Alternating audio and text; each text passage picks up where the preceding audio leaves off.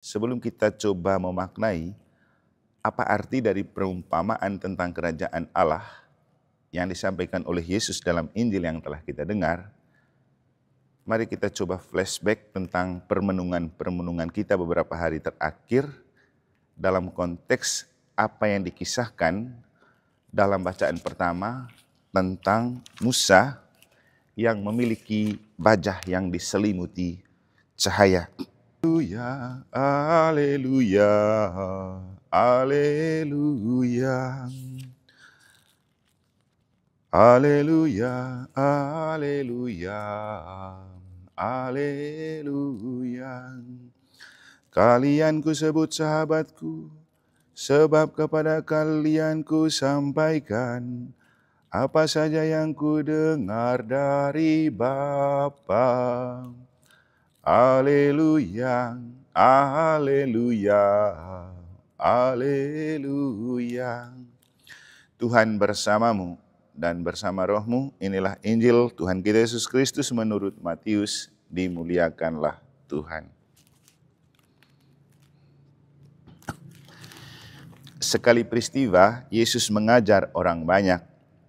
Hal kerajaan surga itu seumpama harta yang terpendam di ladang, yang ditemukan orang lalu dipendamnya lagi. Karena sukacitanya, pergilah ia menjual seluruh miliknya, lalu membeli ladang itu. Demikian pula hal kerajaan surga itu seumpama seorang pedagang yang mencapai mutiara yang indah. Setelah ditemukannya mutiara yang sangat berharga, ia pun pergi menjual seluruh miliknya, lalu membeli mutiara itu. Demikianlah sabda Tuhan, terpujilah Kristus. Bapak, Ibu, Saudara-saudari, adik-adik dan anak-anak sekalian yang saya kasih dalam Tuhan, sebelum kita coba memaknai apa arti dari perumpamaan tentang kerajaan Allah yang disampaikan oleh Yesus dalam Injil yang telah kita dengar, mari kita coba flashback tentang permenungan kita beberapa hari terakhir dalam konteks apa yang dikisahkan dalam bacaan pertama tentang Musa yang memiliki wajah yang diselimuti cahaya. Dalam kitab Keluaran, kita mendengar cerita tentang wajah Musa yang bercahaya justru terjadi setelah ia berjumpa dengan Allah di Gunung Sinai. Nah, kemudian setiap kali dia berjumpa dengan umat Israel dan adiknya Harun, dia tampak istimewa, tampak shining brightly dan glowing. Ada rupa berbeda di wajahnya dari yang biasanya. Kenapa hal itu terjadi? Ya, itulah efek positif dan kebajikan yang diperoleh bila kita selalu berjumpa dengan Allah, bila kita selalu menatap wajah Allah, bila kita membiarkan wajah kita dipancar oleh pancaran kemuliaan wajah Allah. Tentu kita masih ingat ketika hari Minggu saya berkhotbah tentang kenapa murid Yesus setelah melihat Yesus berdoa, dia meminta supaya ajarkan mereka berdoa. Salah satu hal yang saya sampaikan pada waktu itu, hari Minggu kemarin, itu karena muridnya melihat tampak berbeda atau wajah yang tidak biasa yang ditemukan dalam diri Yesus yang membuat mereka terpikat dan terpesona dan ingin sekali juga memiliki cahaya seperti itu yang kita bahasakan dengan wajah shining brightly, wajah glowing. Lalu kemudian saya bercerita juga tentang pengalaman Yakobus, Yohanes, dan Petrus, 3 rasul yang dibawa Yesus ke Bukit Tabor dan mereka menemukan Yesus yang berbeda, yang menampakkan cahaya dan wajah istimewa, sampai kemudian membuat Petrus berkata, sekiranya Engkau mau Tuhan, kami mendirikan 3 kemah di tempat ini karena kami sungguh bahagia. Jadi ada wajah berbeda dari ketika kita sering berjumpa dengan Tuhan dalam doa. Nah, waktu itu juga saya mengingatkan bahwa paling penting bukan soal doa, tapi berdoa. Doa itu bisa menjadi hanya sekedar kata-kata dan untaian ucapan.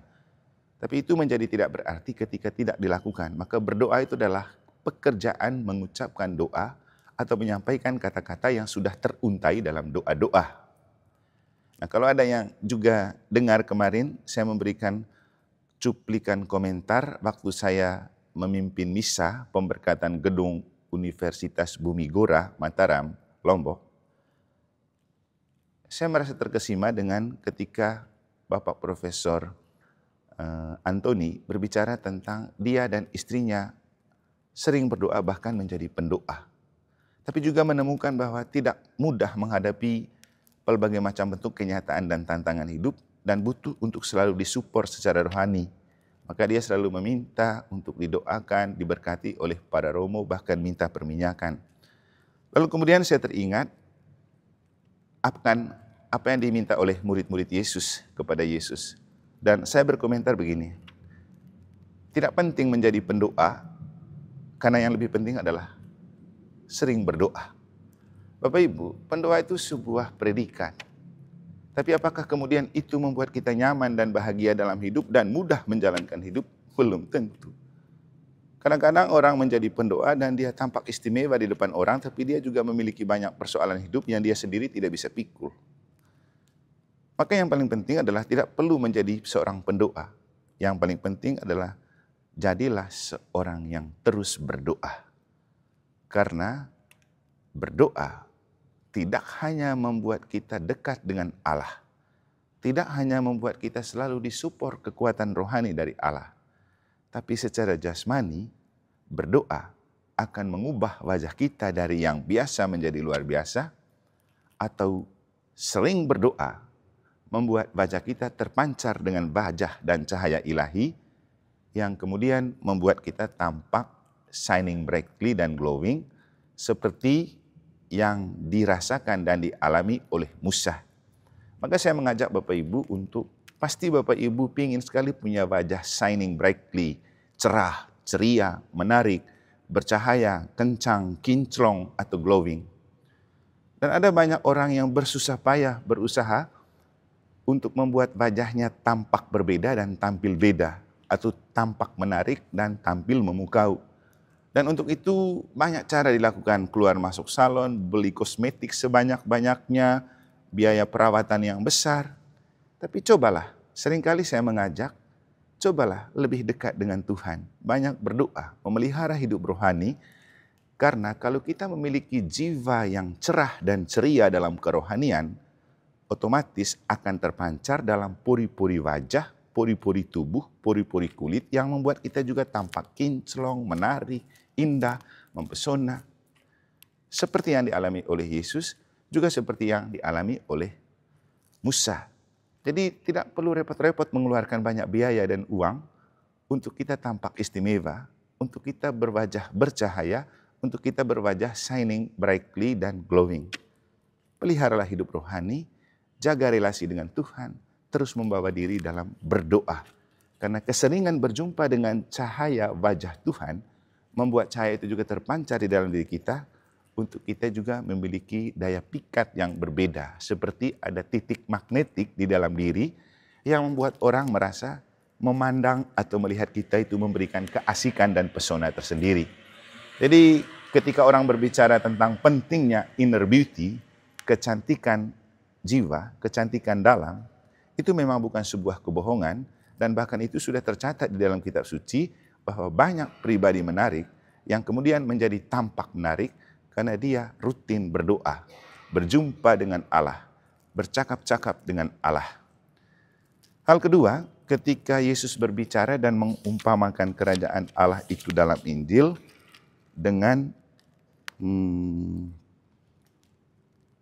harta yang terpendam di ladang dan juga mutiara yang indah.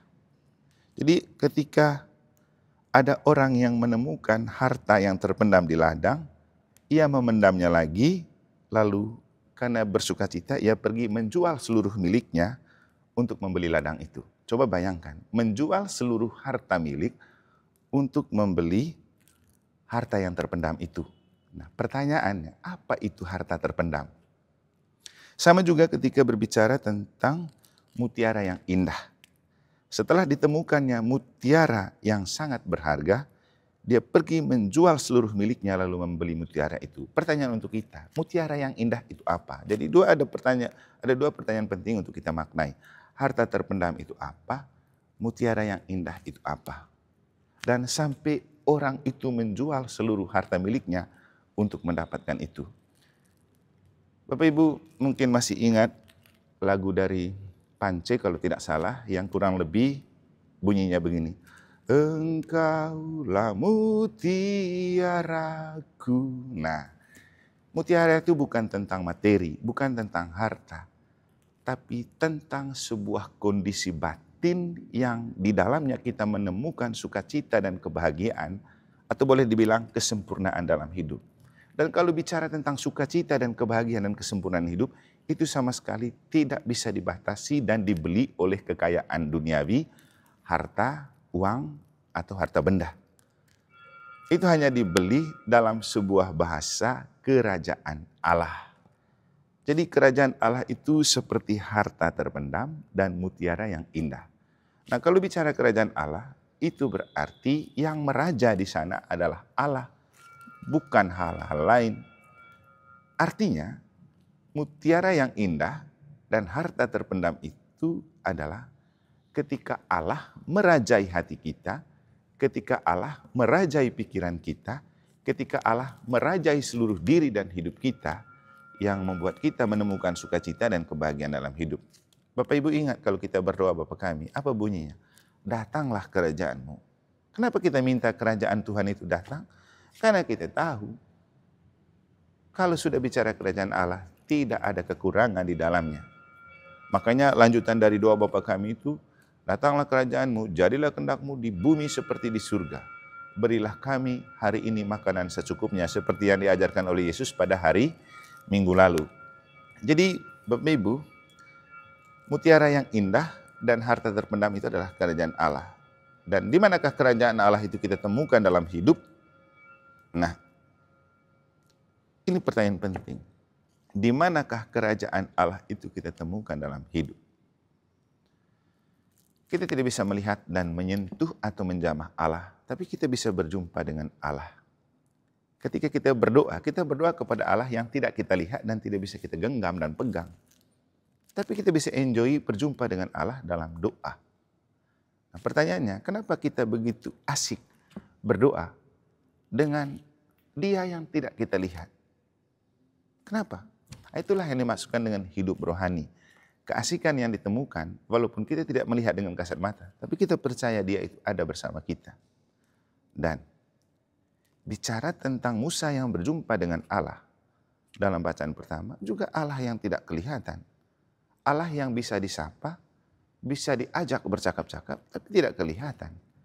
Tapi justru itu yang mengubah wajah Musa jadi bercahaya. Demikian juga Yesus. Ketika dia berdoa apa? Ya Bapa. Atau ketika dia mengajarkan doa kepada para muridnya pada hari Minggu, dalam Injil minggu lalu, dia bilang apa? Ketika muridnya meminta untuk mengajarkan mereka berdoa, dia bilang, kalau kamu berdoa, berdoalah seperti ini. Bapa kami yang ada di surga. Pertanyaannya, di mana surga itu? Di mana Bapa itu? Kan tidak dilihat. Tapi dia mengajak untuk kita berdoa. Jadi kerajaan Allah itu adalah situasi dan kondisi di mana memang kita tidak melihat, tapi kita menemukan sukacita dan kebahagiaan dan kemuliaan ilahi. Tentu banyak orang yang berdoa. Dan walaupun tidak berjumpa dengan Tuhan yang kepadanya dia berdoa secara kasat mata, tapi dia merasa Tuhan ada, sedang mendengarkan dia, sedang bercakap-cakap dengan dia. Dan kalau mau dengan kasat mata, mau mendengar dan melihat Tuhan, ya itulah yang dimaksudkan dengan mendengar sabda Allah dalam kitab suci. Maka cara terbaik untuk selalu berjumpa dengan Allah adalah harus punya waktu untuk membaca kitab suci, karena disitulah Tuhan berbicara dengan kita. Harus punya waktu mendengar sabda Allah, apalagi kita hidup di zaman canggih seperti ini. Tidak perlu kita cari buku untuk baca, buka saja YouTube, buka saja e-Katolik. Kalau kita tidak mampu membaca, kita bisa mendengar. Cobalah sesekali waktu kita itu dipakai untuk mendengar Tuhan berbicara, kita bercakap-cakap dengan Tuhan. Dan orang yang selalu diasah secara rohani untuk berjumpa dengan Tuhan, ia memiliki daya tarik dan daya pikat tersendiri dalam hidup. Akan tampak ceria, akan tampak cerah, akan gampang shining brightly, akan kelihatan glowing. Bapak Ibu, jangan mengabaikan hidup rohani. Jangan mengabaikan hidup berdoa. Tidak perlu bercita-cita menjadi pendoa. Itu hanya untuk popularitas. Tuhan butuh kita berdoa. Dan Tuhan mengajarkan kita untuk berdoa. Jadi teruslah berdoa dan tidak perlu dengan menjadi pendoa. Teruslah berdoa dan jangan juga terlalu banyak mencari pendoa. Karena doa yang kita ungkapkan secara pribadi di hadapan Allah juga secara bersama. Itu memberikan efek yang sangat penting untuk mengubah diri dan hidup kita. Persis seperti yang terjadi dengan Musa, persis seperti yang terjadi dengan Yesus. Jadi kalau bicara tentang kerajaan Allah sebagai mutiara berharga dan harta terpendam yang sangat mahal, itu berarti kita menjaga hidup rohani untuk tetap selalu bersatu dengan Allah, menjadikan Allah sebagai harta istimewa dalam hidup, karena Allah selalu menjadikan kita sebagai harta istimewa dalam hidupnya, di pandangannya, di tangannya. Semoga Tuhan memberkati.